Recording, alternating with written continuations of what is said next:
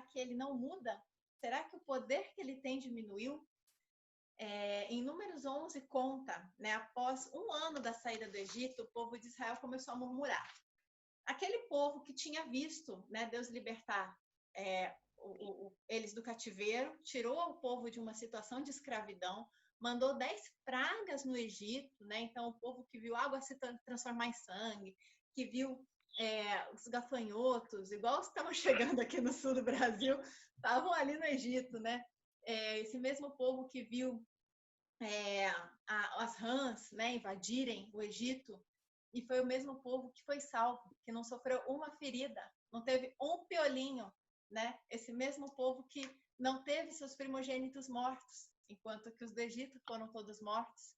Esse povo, né, que havia visto o poder de Deus, que cruzou o Mar Vermelho, né? Imagina só, né? O pastor José fala que queria estar filmando ali aquela cena. Imagina você caminhar entre 2 paredões de água, e quando você estava em segurança, quando o teu povo passou em segurança, o mar se voltou, né, e destruiu ali o faraó, toda a força de guerra que estava indo atrás deles.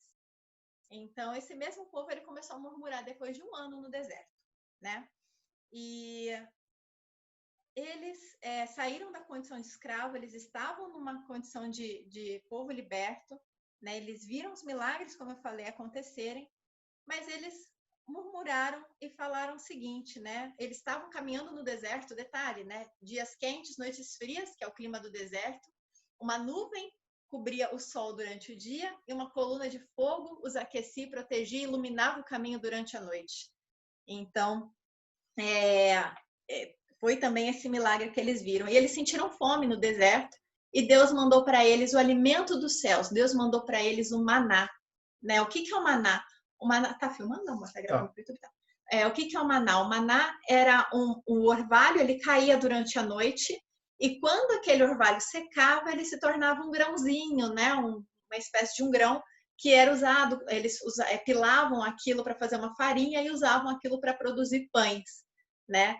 E esse maná era a comida dos céus, né? Era a coisa mais maravilhosa que Deus podia dar ali para eles, aquele alimento. Mas mesmo assim eles murmuraram. Havia estrangeiros entre eles, o texto de Números fala, né, que havia estrangeiros entre eles, e a gente pensa, mas como assim estrangeiros? Quando eles foram libertos, tinham escravos de outras nações, né, de outros povos, que saíram junto, né, e seguiram ali aquela caravana junto com os hebreus. E esses estrangeiros começaram a falar assim, cara, assim, a gente está fora do Egito, legal, a gente está comendo esse pãozinho aqui já tem um ano, esse negócio que não tem gosto, que eu não estou mais afim de comer isso. Eu queria mesmo era carne. Né? Quem aqui nunca falou assim, eu queria mesmo era um churrasco, não queria arroz e feijão. Né? Quem nunca? E a Amanda lá com o dedinho. Churrasco é tua mãe. Pois é, né? Eu não estava com vontade de comer essa saladinha, eu queria uma lasanha. Né? E a gente murmuraram porque queriam carne. Né? E essa murmuração que começou entre os estrangeiros foi contaminando o povo de tal forma que ela se tornou insuportável ao ouvido de Moisés. E Moisés já estava se sentindo irado, né?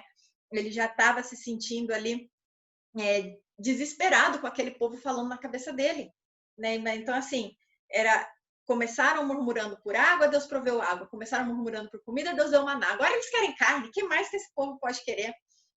E foi aí que essa reclamação fez com que Moisés fosse falar com Deus e falasse, ó Deus, eles estão querendo comer, eles querem comer carne. E naquele momento, a Bíblia fala, né, que houve um momento em que Deus se irou, que caiu fogo sobre o acampamento, o povo reconheceu que aquilo vinha de Deus, mas nem aquilo calou o povo, eles continuaram murmurando.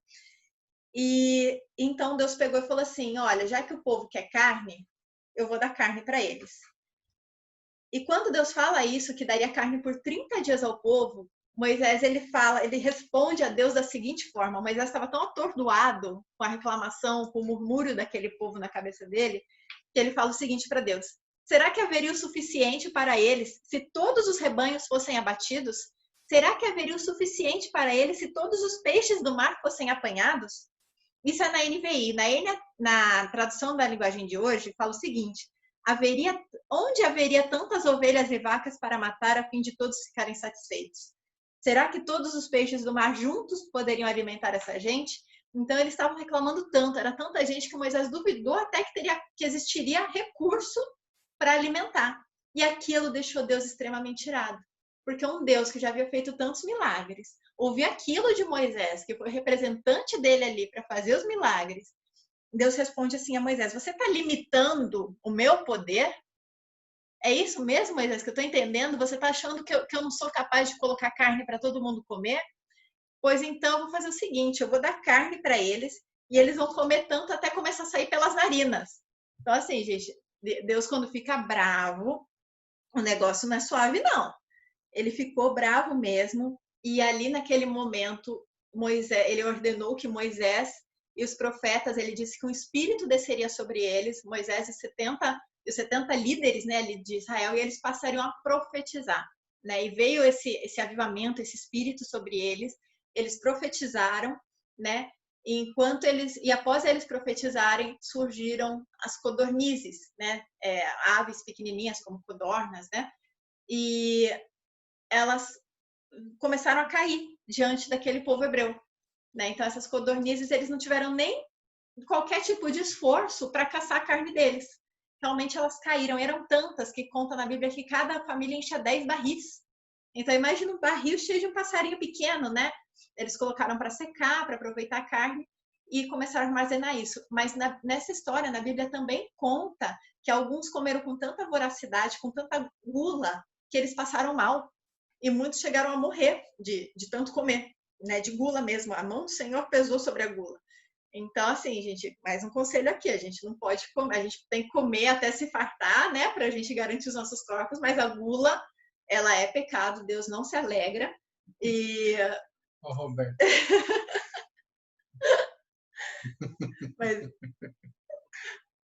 mas Deus não se agrada da nossa gula.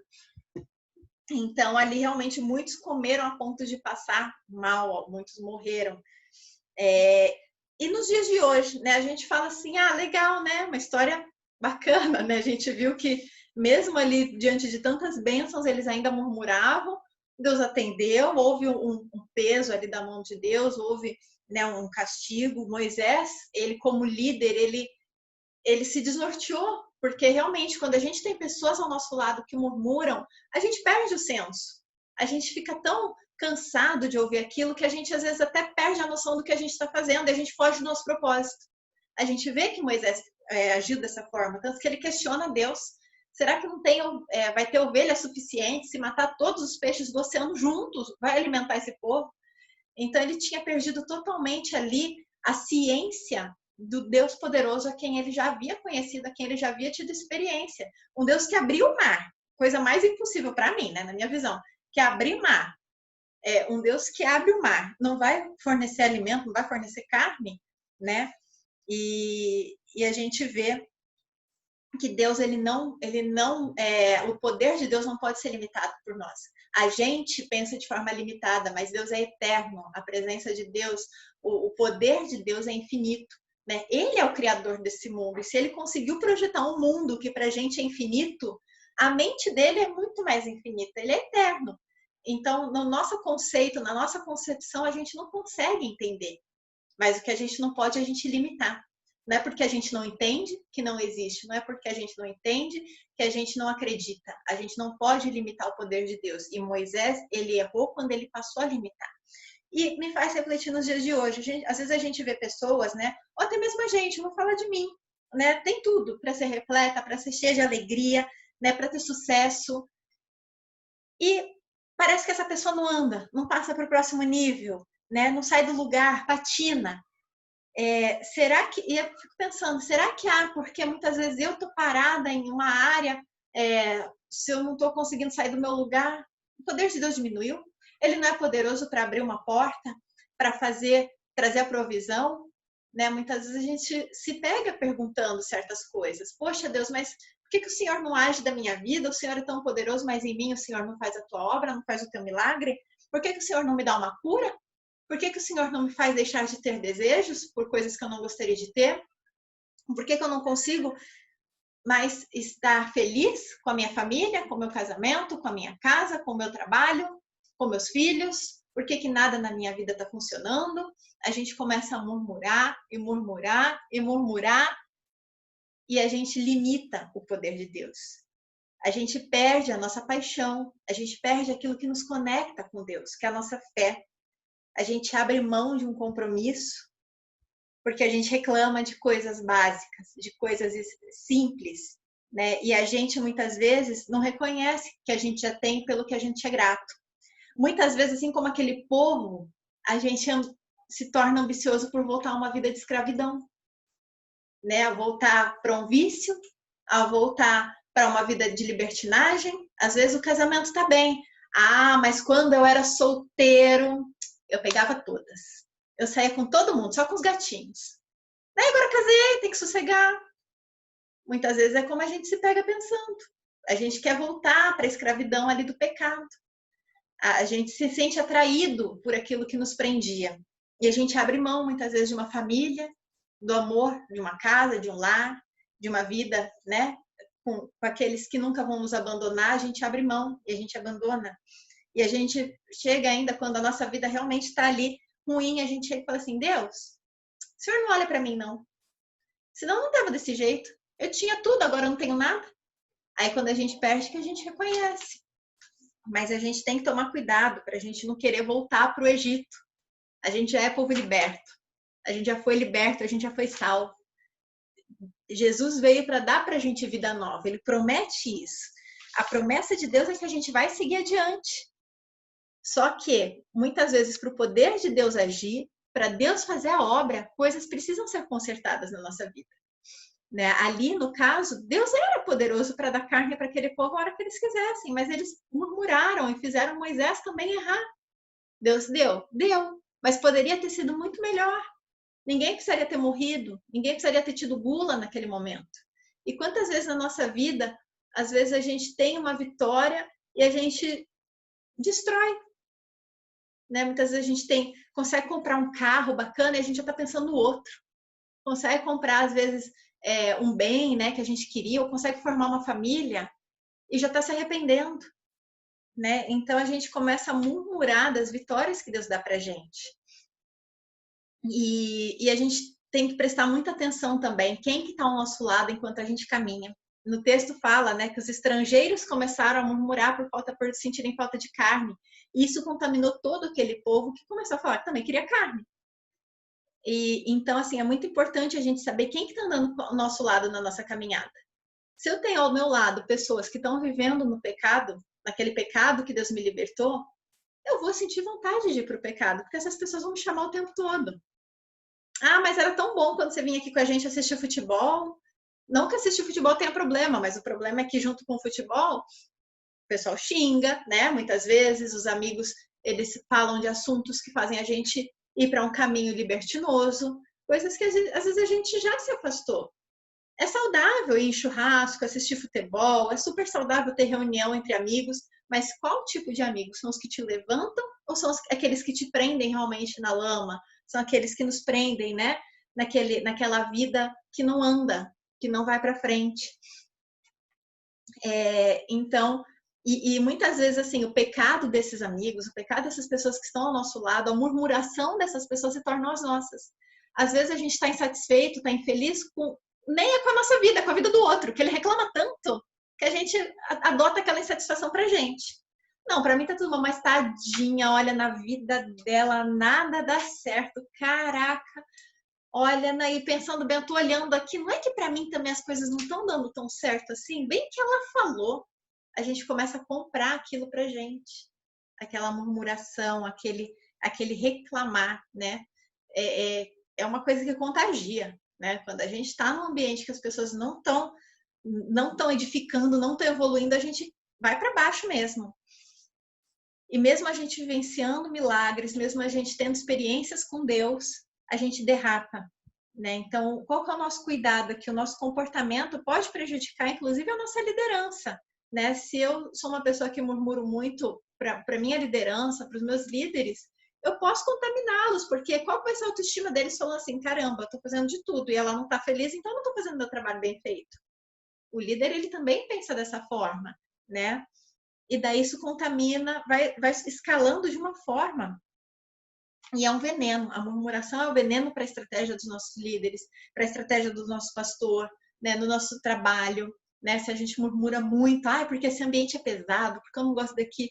Isso é um veneno, né, para aquilo que pode ser feito e que é barrado ali na hora com a nossa reclamação. Então, a gente entende que assim, Deus ele não muda, a promessa dele não muda, mas como eu falei, existem pontos a serem reparados. Né? A gente precisa parar de querer explicar as coisas, querer achar motivo, querer achar desculpa, e a gente precisa começar a obedecer a Deus. Né? A gente já viu que lá atrás, com Adão e Eva, não deu muito certo eles se justificarem, não. Porque quando eles pecaram, Adão falou que a Eva que deu o fruto para ele, Eva culpou a serpente e tá tudo certo. Não, Deus queria que eles tivessem tido um coração quebrantado e que tivessem se arrependido ali. Falasse assim, Deus, a gente realmente te desobedeceu. Nós nos sentimos atraídos e nós erramos. Eu não sei o que aconteceria se eles tivessem tido essa atitude, mas não foi o que eles tiveram. Eles se esconderam e eles não assumiram o que eles tinham feito. Eles não assumiram que eles haviam pecado. É diferente da vida de Daniel. Daniel não se escondeu de quem ele era. Daniel, ele, mesmo quando ele foi proibido de orar, ele falou assim, eu vou orar ao meu Deus. Ele não mudou com a circunstância. Assim como Deus não muda com as circunstâncias. Daniel, ele foi firme. E havia um decreto. Ele estava correndo risco de vida.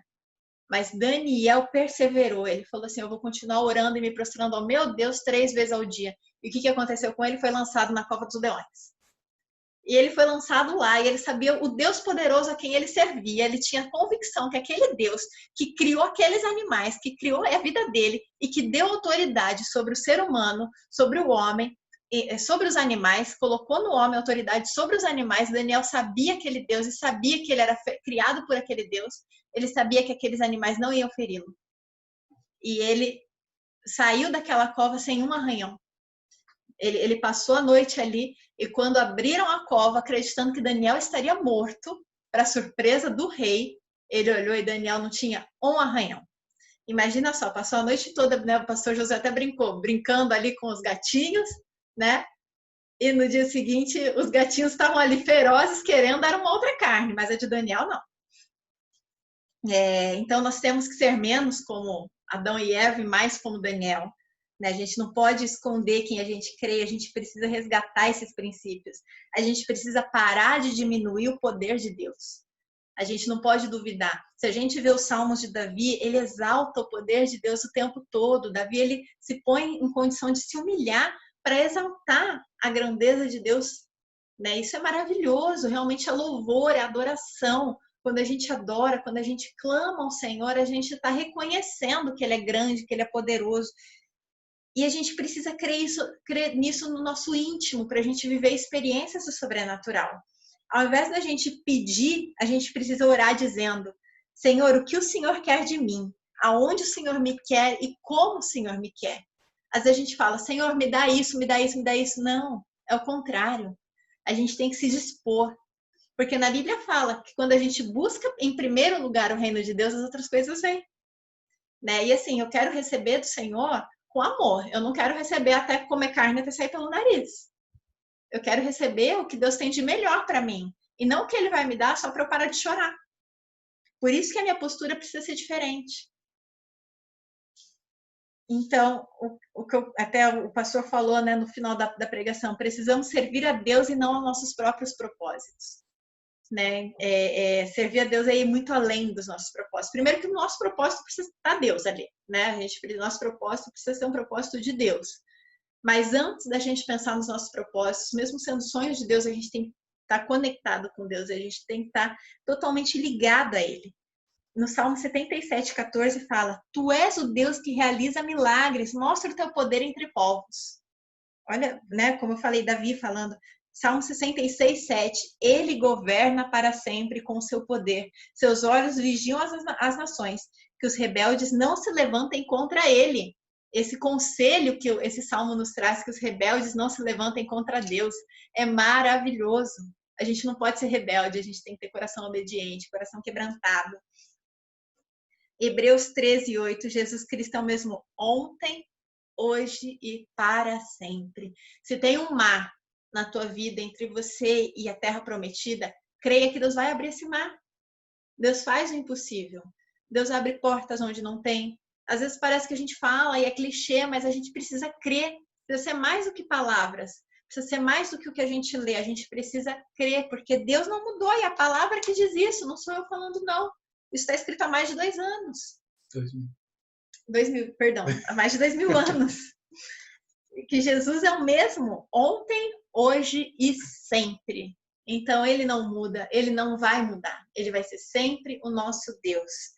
Em Marcos 9, 23, fala assim: se podes, disse Jesus, tudo é possível àquele que crê.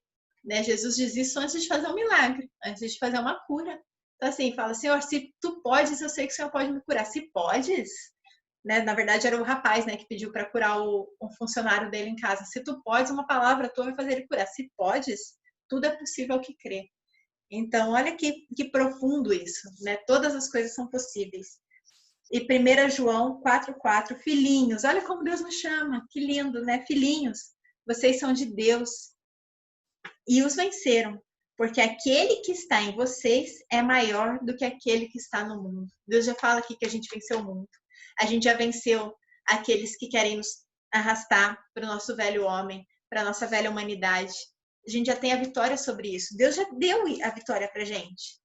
Ele nos chama de filhinhos. Vocês são de Deus.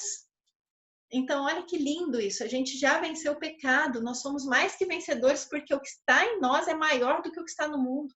A gente não tem que ter medo, a gente não pode duvidar e a gente não pode diminuir a grandeza de Deus sobre a nossa vida. A gente precisa reconhecer que Ele é único, Ele é supremo, Ele é eterno e o nosso entendimento não vai chegar a tudo que Deus é.